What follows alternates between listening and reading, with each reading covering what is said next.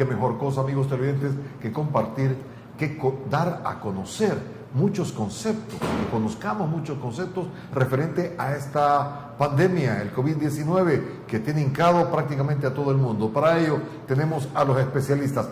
¿Qué mejor que hablar con los especialistas? Me refiero al doctor Mauricio Lobo. Él es el decano de la Facultad de Ciencias Naturales y Matemáticas de la Universidad de El Salvador. Aquí en esta hora de la noche le digo gracias, doctor, por estar con nosotros. Ha sido muy amable en atender nuestra invitación. Muchas gracias a usted, Alfredo, al Canal 8, por invitarnos a este espacio. Es un gusto para nosotros estar aquí con ustedes.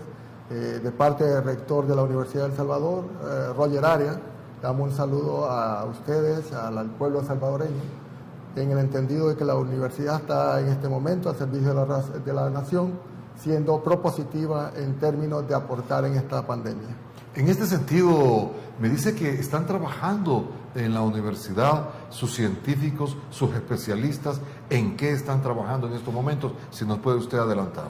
La universidad ha tomado una posición muy positiva a la situación, en términos que estamos adaptándonos a la nueva situación que tiene el país, y en la Facultad de Ciencias Naturales y Matemáticas estamos trabajando en primer lugar en producir algunas sustancias que ayuden a la parte higiénica, a la prevención, pero también estamos incorporando otros laboratorios, por ejemplo el de espectroscopía óptica, que es un desarrollo de una prueba alternativa al COVID-19. Sabemos que con el PCR real, que lo ocupa y lo ha recomendado la OMS, se puede diagnosticar, pero nuestros diagnósticos permitirían, por espectroscopía óptica, utilizando la luz, ser más seguros y tenerlos en tiempo real. Además, estamos lanzando al aire un observatorio geográfico del desarrollo del COVID y otra información estadística por la población estudiantil. También hemos lanzado dos iniciativas, además de esto, un observatorio de educación y tecnología y un observatorio de educación a distancia. Esto con proponer al ministerio, con proponer al país alternativas de enseñanza en modalidad a distancia, modalidad virtual. Eso es en la facultad. A nivel de universidad se ha activado la Facultad de Medicina, en los cuales la universidad en este momento ya ha hecho los procesos para adquirir 2 PCR en tiempo real para diagnosticar en la universidad también la enfermedad. Entonces, Química y Farmacia está produciendo también sustancias higiénicas. Entonces, la universidad se ha volcado a ser propositiva. La intención principal es de que aportar lo más que podamos desde la academia a la emergencia. Me llamó la atención que dice que están fabricando sustancia. ¿Qué clase de sustancia están fabricando ustedes? ¿Y a quién se la van a dar? ¿La van a vender? ¿La van a donar? ¿O el gobierno central de la República les ha tomado en cuenta? Bueno, en primer lugar, lo que nosotros no podemos vender, estamos claros, nuestro producto es un producto que se dona, que se da, digamos, donde se requiere, y la producción que hemos tenido, en parte, World Vision ha dado algunos aportes a Química y Farmacia para una producción que se está distribuyendo en varios órganos de gobierno. ¿Producción de qué? De alcohol gel. Y de allí tienen algunas sustancias sanitizantes que la están utilizando para prevenir en otras áreas, digamos, en la parte de la limpieza de locales, en la parte de higiénica, digamos, de las bolsas plásticas, que es algo más diluido, no es propiamente para las manos. Y en eso se está trabajando. Hemos agregado también, y si ustedes se han dado cuenta, ha proliferado los zancudos. También estamos trabajando en la parte de repelentes, porque no podemos olvidar, tenemos que ver de manera integral las situaciones. Y estos productos, como le digo, han ido a órganos de gobierno, a parte de la universidad y algunas donaciones. Nuestra facultad ha trabajado más con las alcaldías. Hemos hecho productos para la alcaldía de Soyapango. El alcalde de Soyapango nos ha respaldado con la materia prima y nosotros hemos presentado esos productos. Estamos en hacer otra nueva alianza de generar productos en nuestros laboratorios para apoyar la emergencia. Se nos han acercado alcaldes de La Palma, digamos Suchitoto, bueno, de muchos lugares, muchas alcaldías y organismos que se nos han acercado en términos de que nuestros laboratorios están a disposición para producir estos recursos.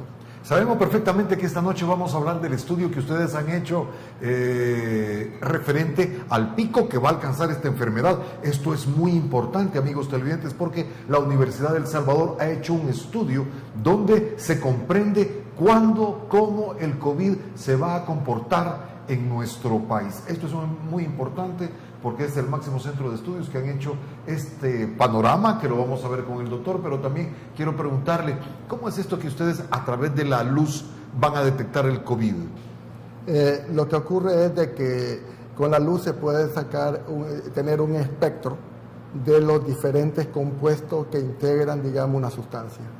La intención es caracterizar, que esto ya se ha hecho por espectroscopía óptica, caracterizar los virus. Este laboratorio en este momento está haciendo pruebas de los virus que ya conocemos. Por ejemplo, el de la influenza, que ya tenemos aquí la vacuna, ya se hicieron los análisis con ella para sacar el espectro de ese virus, y eso significa tener un mapa detallado de qué sustancias integran el virus y poder detectarlo. Estamos haciendo algunas negociaciones para que se nos pueda proporcionar de parte de los Estados Unidos sustancias, por ejemplo, proteínas del virus COVID-19, para empezar a hacer pruebas directamente con el COVID-19.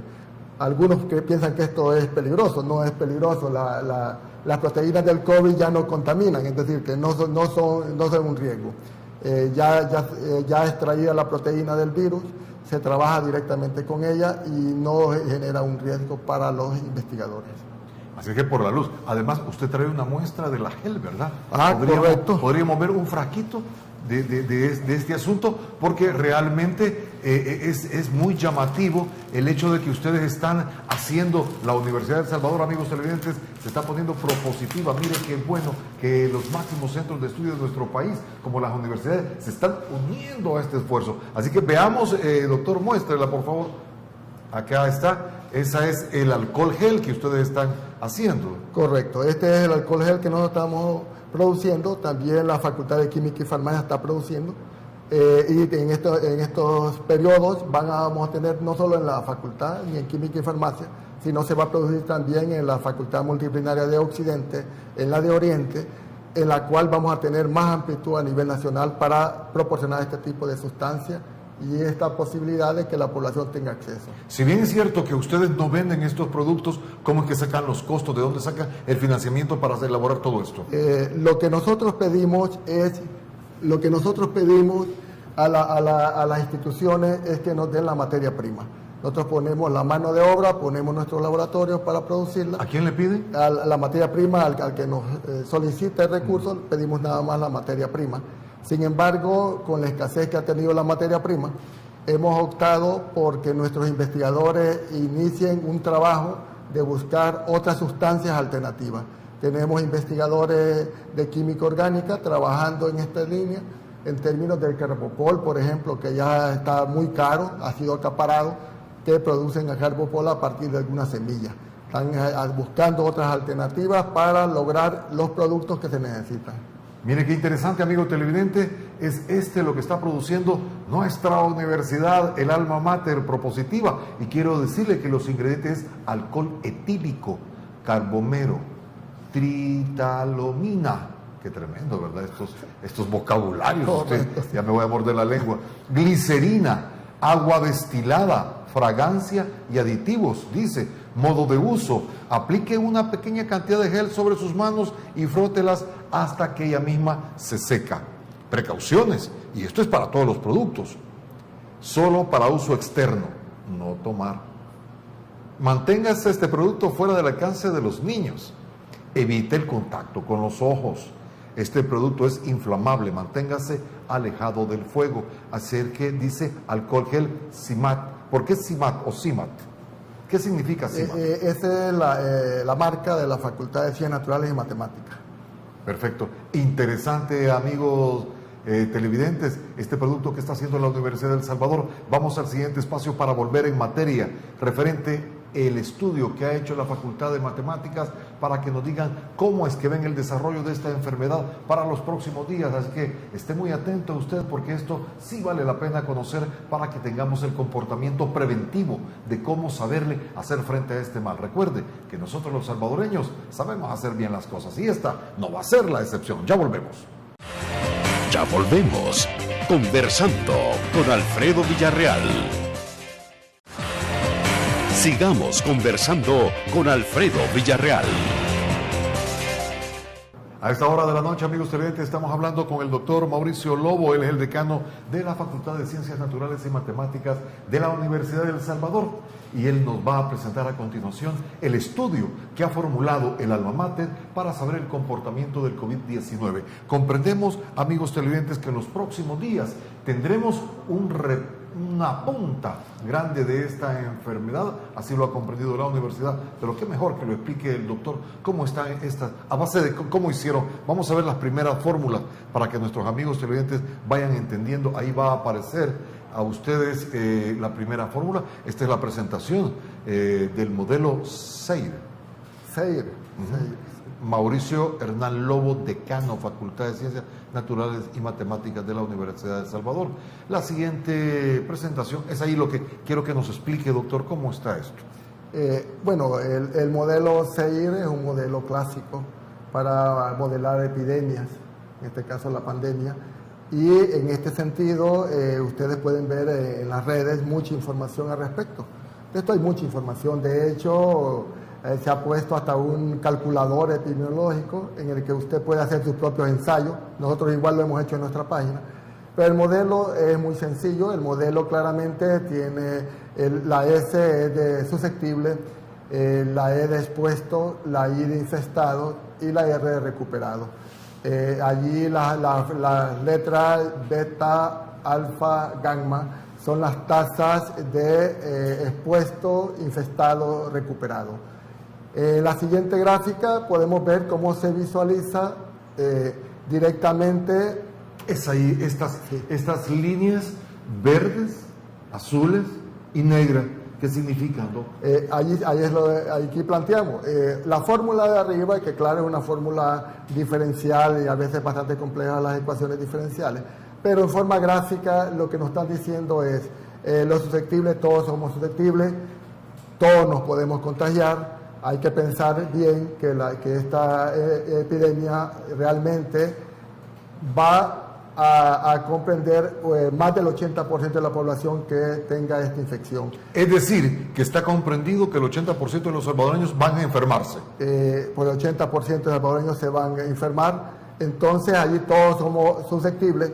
Y después hay una curva que hay que ver muy clara también, que es la azul, que son los recuperados. La mayoría nos vamos a recuperar, si ustedes fijan ya no llega al 100%, la mayoría se va a recuperar. En un 90 ¿en cuánto? Aproximadamente un 94% hay una recuperación. Para el 80% de los salvadoreños, según este estudio, va a ser contagiado de COVID-19, pero el 98% va a ser recuperado.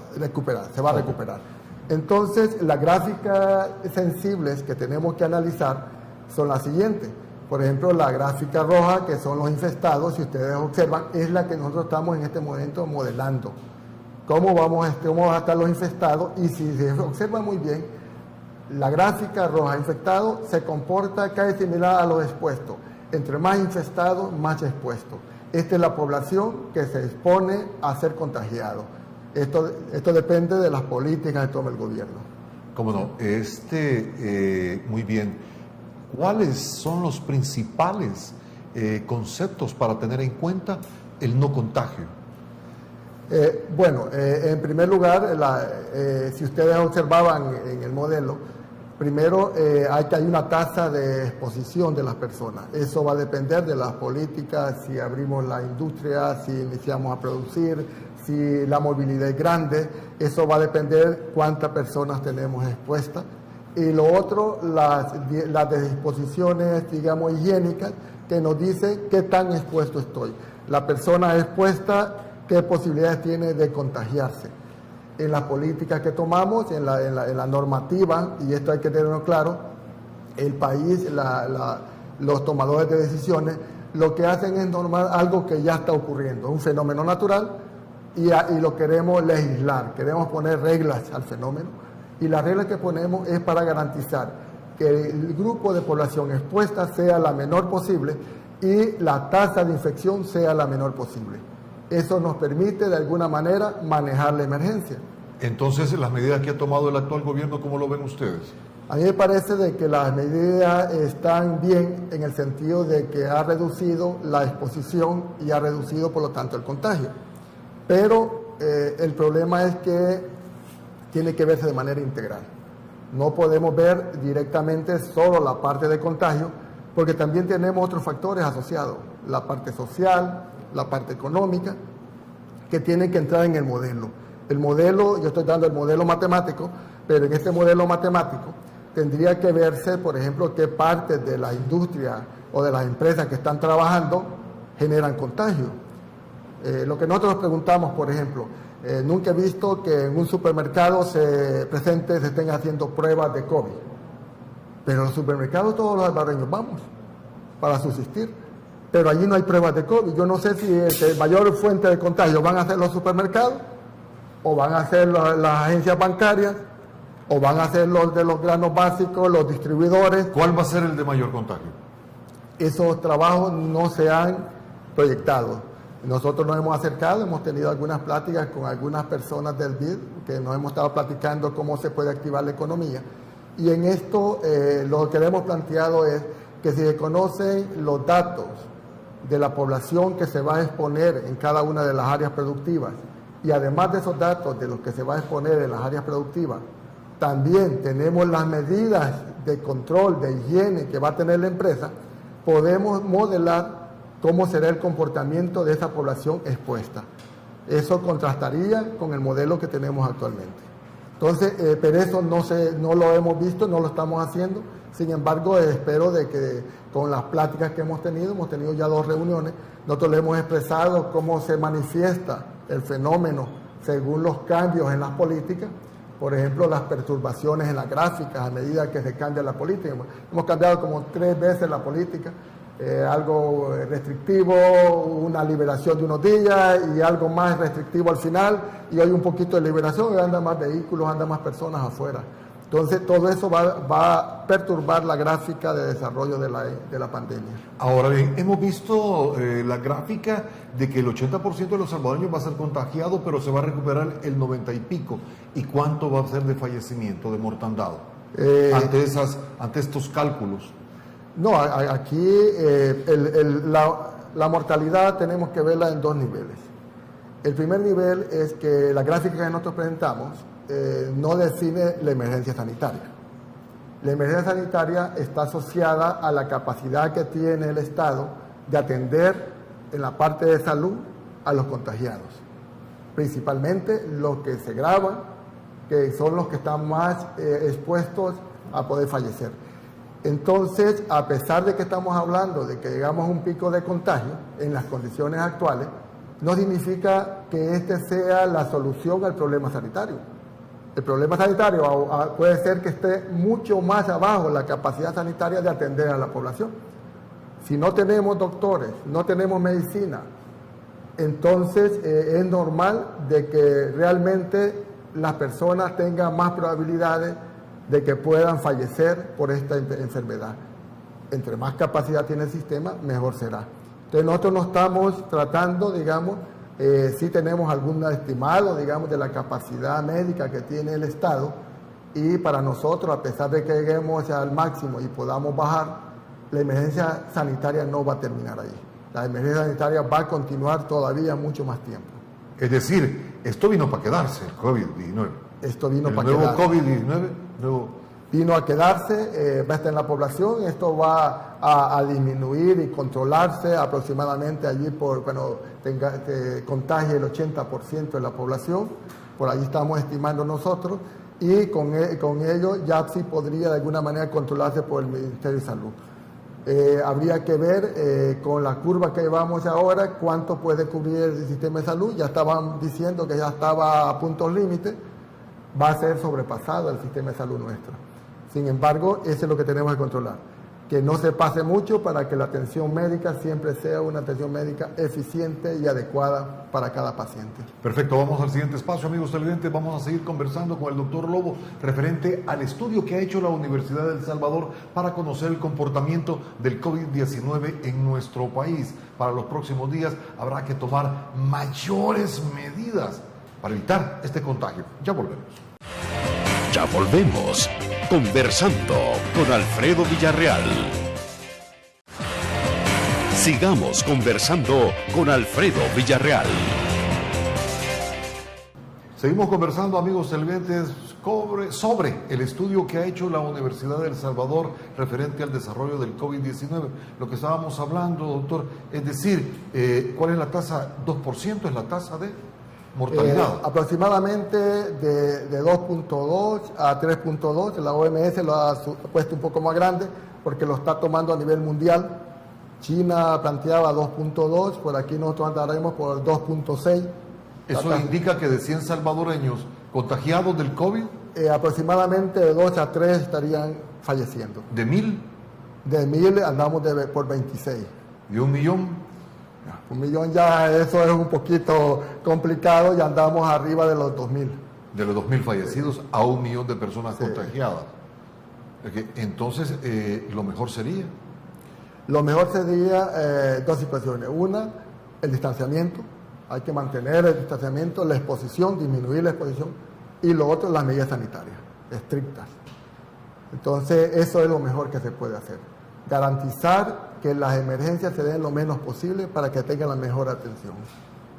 Ahora bien, sigamos conversando referente a la siguiente lámina, si nos puede poner producción, para que sigamos con el desarrollo de esta exposición de la Universidad de El Salvador a través del doctor Lobo. Ahí está la siguiente que sigue, mire, ¿qué es lo que está representando? Porque si bien es cierto que el nivel, mire qué buenas están las cifras, no buenas, sino que, bueno, descubriendo, reveladoras, el 80% de los salvadoreños serán contagiados.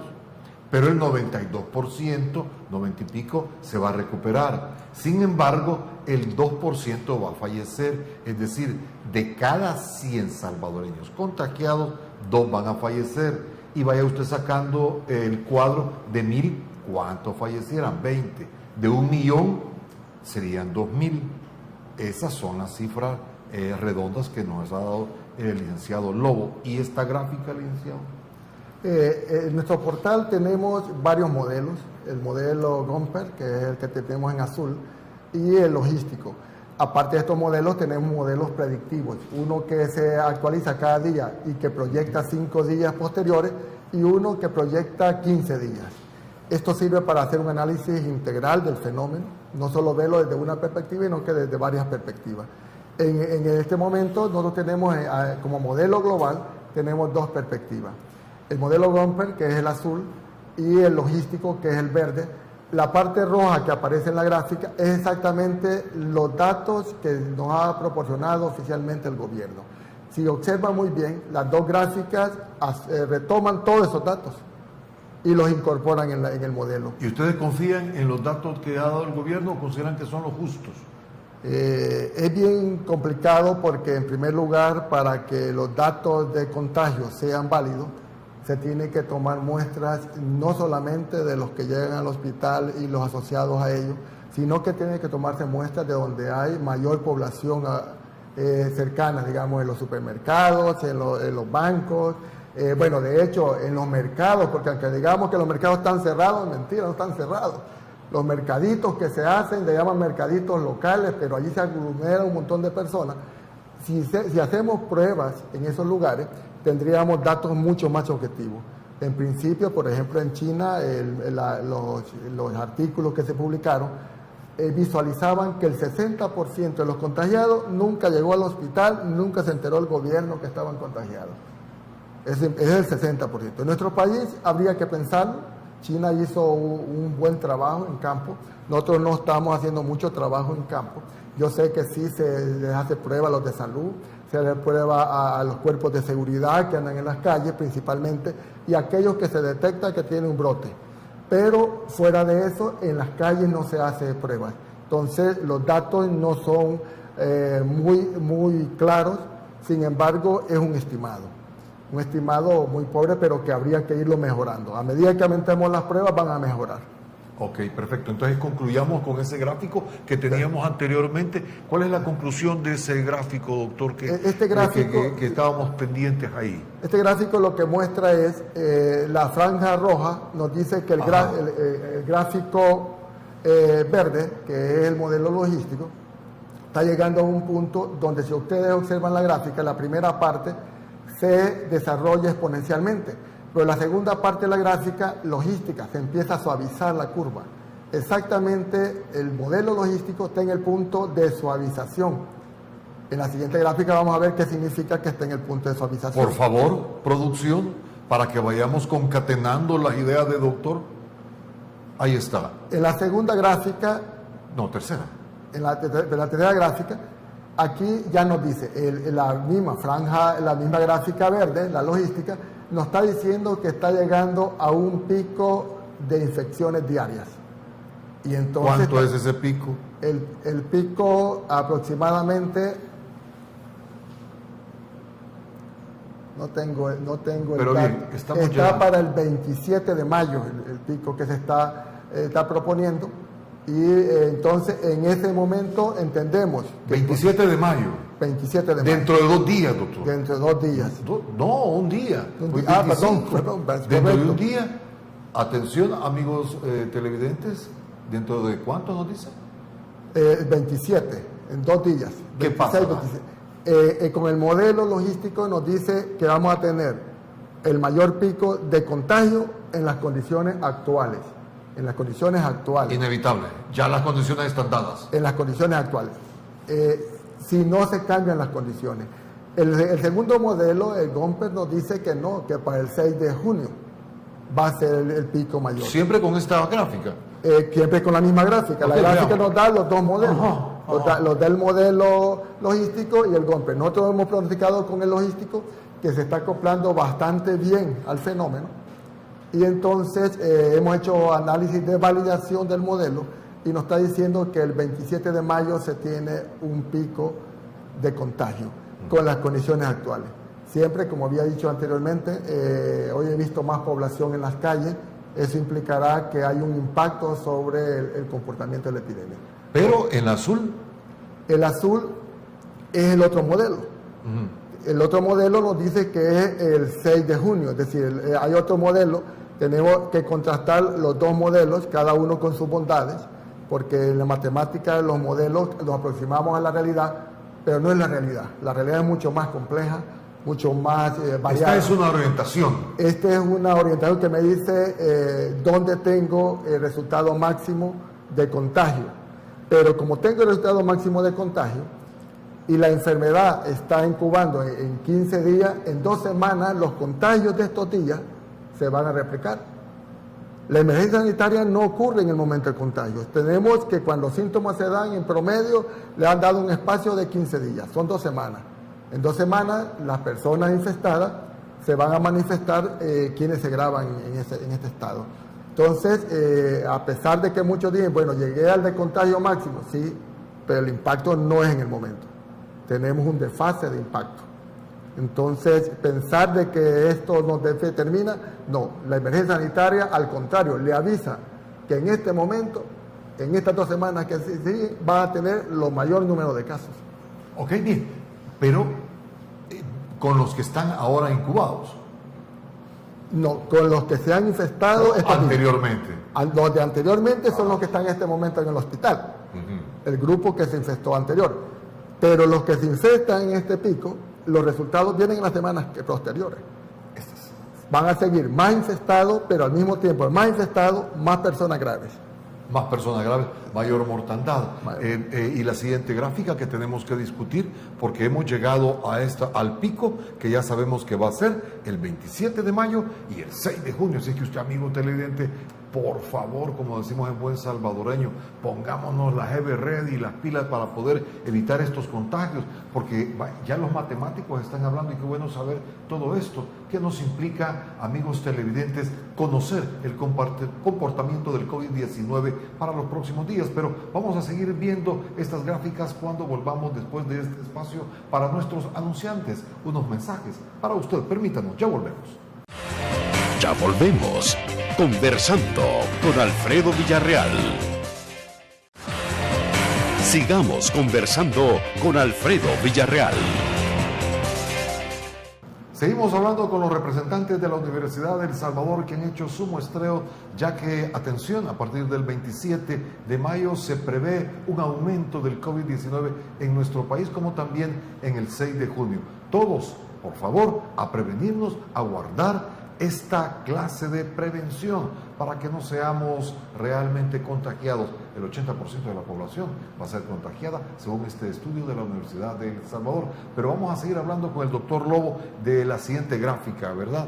De la siguiente gráfica, que es lo que yo le estaba preguntando anteriormente. Y las personas van a ser contagiadas el 80%, y el 20% que no se contagie siempre le dio o desarrolló alguna inmunidad.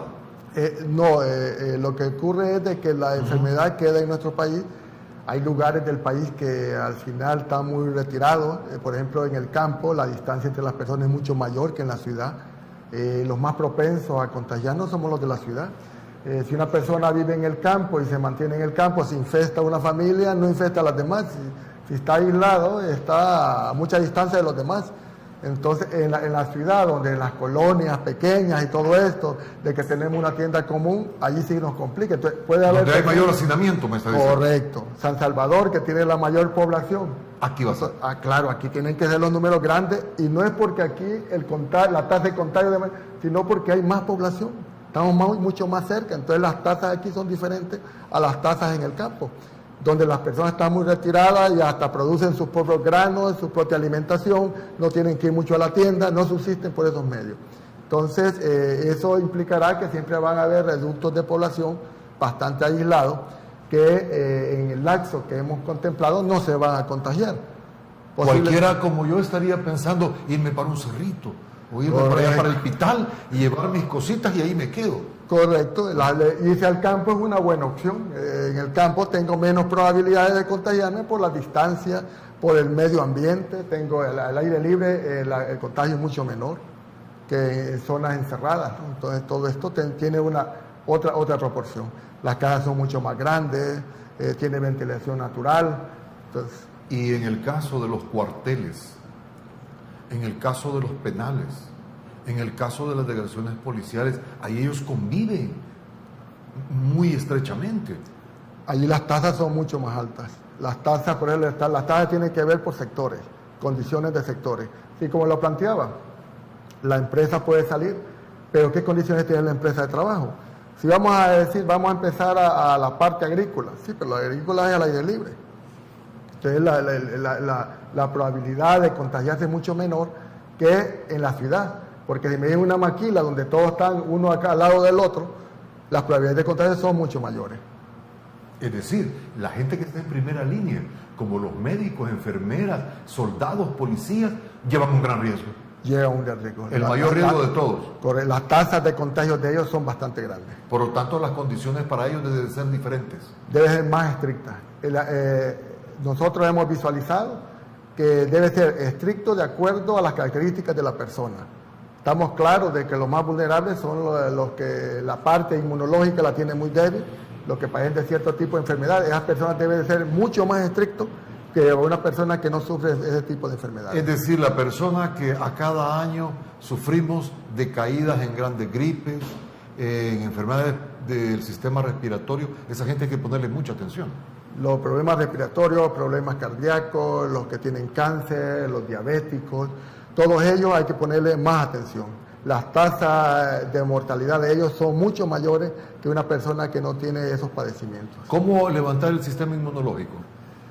Bueno, lo que pasa es que en algunas de estas enfermedades, problemas de los riñones, las defensas ya están bajas, entonces hay una descompensación del organismo.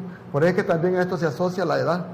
Entonces las tasas de mortalidad arriba de los 60 son mucho más grandes, arriba de los 80 aproximadamente andan en un rango del 14% a un 26%, es decir que de cada 100, 14 pueden morir. Entonces son bien elevadas porque los de tercera edad tienen, digamos, más descompensaciones orgánicas. Es más difícil, el sistema inmunológico es un poquito más débil. Claro, ¿cómo fortalecerlo? Una parte es la alimentación. Hay también medicina que fortalece el sistema inmunológico. Hay muchas personas que yo conozco de la universidad que en este momento se están aplicando inyecciones para fortalecer su sistema inmunológico. ¿Qué tipo de inyecciones? Allí sí no le podría decir, yo soy matemático, sí, ahí estoy pero hay más. que buscarla, ¿verdad? Hay que buscarla. Seguimos viendo las siguientes, producción, sigamos viendo por favor las siguientes gráficas para que podamos tener un abundante espectro, un background más amplio de esta situación. Veamos la que sigue. Ahí está, doctor. ¿Qué significa algunos comportamientos de la pandemia en varios países? A comparación del nuestro, ¿cómo está eso? Esto lo hemos planteado. De hecho, allí está la dirección que se puede consultar. Hay más de 20 modelos, hay una variedad de modelos, pero yo me voy a centrar, por ejemplo, el modelo de China. Si observan la gráfica, tuvo un máximo al principio, allí se ve la primera cúspide, un máximo, pero en ese momento viene China y dice, bueno, yo voy a implementar los vuelos aéreos, voy a empezar a producir. Se le dio otro pico más alto, más contagio, se contagiaron más. Entonces uno puede pensar, miren, ya llegamos arriba, ya no, todo es para abajo. No es cierto. No es cierto. No, si nosotros activamos, hacemos ya vuelos internacionales, venimos y activamos la economía. ¿Y si activamos el transporte público? El transporte público es un peligro grande, es decir, el transporte tenía entendido que la idea era que fueran a mitad de su capacidad, pero cuando van llenos, yo le digo, mire, la mitad de su capacidad es bastante lleno, porque llevan hasta en las puertas y todo eso. Entonces, allá hay que ver a qué le llaman medio lleno, ¿va? A la mitad de capacidad. Entonces, sin embargo, lo que planteo aquí es de que no es cierto de que nosotros digamos que estamos en el máximo y no existe otro máximo. En China se dio otro repunte y es porque se activó muy rápido. Cuando nos activamos muy rápido, generamos otro repunte. Si observamos la de Cuba, que es lo que el presidente planteaba, vamos a aplanarla, dice. ¿Cómo fue Cuba? Cuba ya llegó al máximo y más o menos se mantuvo en ese máximo. Sí, aplanó. Se aplanó, pero significa que iba a mantener la tasa de contagio. Derecha inferior. Ahí está el de Cuba. Aplanó, pero aplanó con la misma cantidad de contagios. Es decir, que ese es el aplanamiento que hizo Cuba, con las medidas que tomó. Todo esto tiene que ver las medidas que ¿Qué medidas tomó Cuba? No, Cuba en primer lugar, y esto es importante, primero divulgó cómo hacer mascarillas caseras reciclables. Cada poblador tenía que hacer su mascarilla. Esa es una de las alternativas que planteó. Y lo otro, su sistema de salud tenía la capacidad primero de fortalecer su sistema inmunológico, porque había desarrollado algunas sustancias que eran para el SIDA, los que tienen deficiencia inmunológica, y eso le permite que ciertas de las sustancias que están utilizando ahora, para los que no se han enfermado o los que se han enfermado, los pueda proteger. Entonces ha empezado a proveer a la población ese tipo de medicamentos. Y eso ha permitido de que ha estabilizado. Ya allí se ve que la curva que está bajando, si se mantuvo adaptándose a la epidemia, está bien. Porque el problema nuestro es una cosa muy diferente. Nosotros no nos estamos adaptando a la epidemia. Nosotros nos estamos encerrando porque queremos salir después de la epidemia. Nosotros tenemos que adaptarnos, los sistemas productivos tienen que adaptarse a la epidemia, los sistemas sociales tienen que adaptarse.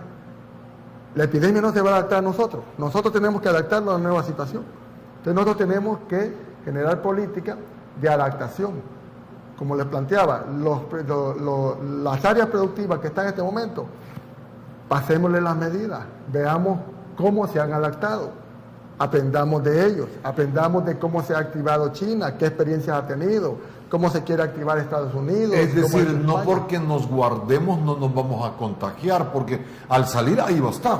Ahí va a estar. Contagiarnos nos vamos a contagiar. Lo que pasa es que nos vamos a contagiar más lento si seguimos encerrados con ciertos impactos, que son los impactos económicos y los impactos sociales. Entonces, más que todo aquí, estas gráficas son para decir, no está la última palabra. Aquí va a pasar cualquier otra gráfica. Habrán muchas gráficas, nosotros seguiremos dándole seguimiento a la gráfica, pero a cómo van los comportamientos del fenómeno. Pero no podemos descartar que si nos activamos de manera inadecuada, podamos generar una crisis mayor. Ok, entonces, eso vamos a hablarlo cuando volvamos, de qué manera nos tenemos que activar para que no vaya a haber otro pico. Ya volvemos, amigos televidentes, permítanos, estamos hablando con los representantes de la Universidad de El Salvador y sus gráficas y consideraciones, proyecciones para esta enfermedad del COVID-19 durante, mejor dicho, comprendido en los 20.000 kilómetros cuadrados de nuestro pequeño El Salvador. Ya volvemos. Ya volvemos. Conversando con Alfredo Villarreal. Sigamos conversando con Alfredo Villarreal. Sigamos conversando, amigos televidentes, con el representante de la Universidad de El Salvador y sus gráficas muy interesantes. Por cuestión de tiempo, doctor, dígame, es decir, tenemos que adaptar, salgamos, pero tomando las medidas, adaptándonos para no contagiarnos, con medidas muy preventivas. Es así como se debe hacer la reapertura económica del país, productiva. Sí, en primer lugar yo creo que hay que ver las tasas, una estimación de tasas de cómo estamos en el país. Arriba del 50% es asintomático, no sabemos si está infestado, ¿no? Y tenemos también estables otra cantidad tenemos una población que sabemos de que no va a entrar en riesgo, una buena población que no entra en riesgo. Y tenemos una población aproximadamente en nuestras tasas, estimación de tasas, de que falta mucho que analizar, falta mucha información a detalle, pero aproximadamente de un 5 a un 6% que sí se van a agravar y van a estar en la parte de emergencia. Eso es importante. También el otro dato que hay que tomar en cuenta para salir es de que los mayores contagios es las personas en el área, en la edad productiva. Entonces estamos hablando de 20 a 40 años y donde tenemos la mayor cantidad de personas ya infestadas. Eso también nos da otro indicador, que es lo que nosotros queremos en la siguiente gráfica. Esta es la gráfica, digamos, de los que se agravan y no. En la siguiente gráfica aparece cuál es la población más impactada. Veámoslo amplio. Ahí está, estimación de tasas de contagio. Entonces, de los 20 a los 40 años tenemos el mayor nivel de contagio, es decir, el periodo productivo. Entonces nosotros vamos a aperturar el área productiva, pero tenemos que tener claro que en este momento se están infestando más esa población. Entonces, ¿cómo vamos a aperturar? Yo creo que lo primero que se tiene que tener en mano es resguardar la vida. Ese es un punto clave. El segundo es de que hay que tratar de hacer un trabajo integrado. Tenemos que ver no solamente la parte de salud, la parte productiva. Acuérdense que parte de salud es las necesidades que tiene el ser humano de socializar, que hay que impactar en eso. En otros países se ha dado libertad por lo menos para salir a correr. Se ha motivado con ciertas medidas, salir a distraerse, a correr por las calles en ciertas horas, que permite que también la tensión no sea un factor adicional. Porque cuando uno está en estos estados de tensión, de estrés, las defensas bajan. Y también estamos generando otros factores. Entonces, primero hacer una mesa ampliada. Lo tercero para mí debería ser de que se adapte, se incorpore el personal técnico. La Universidad de El Salvador tiene una cantidad de personal calificado que debe en este momento tomar mano. Las universidades, nosotros estamos trabajando con la Universidad Gavidia, tenemos junto con FUSARES, tenemos un portal, un observatorio nacional de COVID-19, ahí nos pueden encontrar también trabajando con ellos. Estamos generando también con ellos artículos asociados a toda esta situación en el área educativa, en el área empresarial. Entonces estamos en este mismo esfuerzo, pero hay que llamar a la población académica para que dé aportes técnicos a la toma de decisiones. Para mí el punto central es de que la política que tomemos en este momento es de convivir con la pandemia. No decir que ocultémonos, convivamos con la pandemia, tomemos la información que está en el campo, tomemos mano de los especialistas, del área de salud, del área, nosotros que proponemos la parte de modelamiento para ver cómo van las políticas, cómo se está comportando el fenómeno, del área económica, hasta del área jurídica, de química y farmacia, ingeniería, porque muchas situaciones de estas los ingenieros pueden abordar, y este personal académico que sea el que nutra la toma de decisiones. Entonces, esa es la manera más adecuada de salir.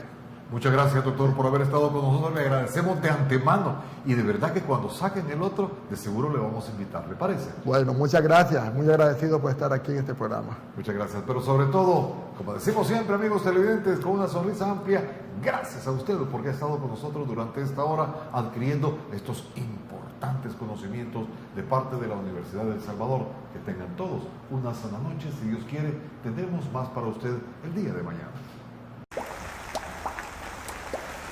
Desde el Centro Gripológico de Virogrip se detectan abundantes precipitaciones de mocos. Cambia el clima de la gripe con Virogrip, en jarabe, sobres solubles y gel Capsa M y PM.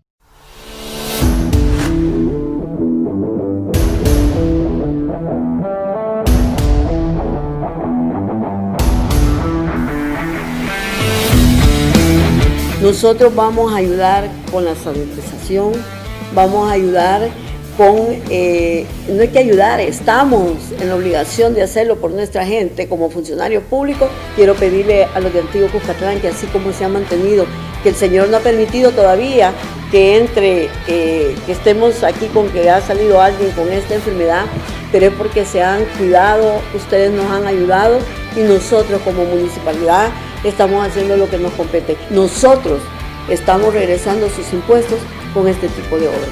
Antiguo, ahora es mejor. Después de esto, usted ya no es el mismo. Gracias por habernos acompañado en Conversando con Alfredo Villarreal.